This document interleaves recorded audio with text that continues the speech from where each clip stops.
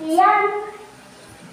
mga igsoon, maabot man ang kahadlok nga mga panghitabo, nga dili na tumabantayan, ato nagod hinumduman, nga naa ang Ginoo, nagpantay kanato sa tanang panahon. Maabot man ang gubat trahedya nimo, o unsa pa nga mga panghitabo sa kalibutan, kini nagpahinumdum lang ang Ginoo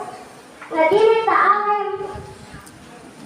mahadlok kay naa siya nagbantay og nagubanta nato kinahanglan nga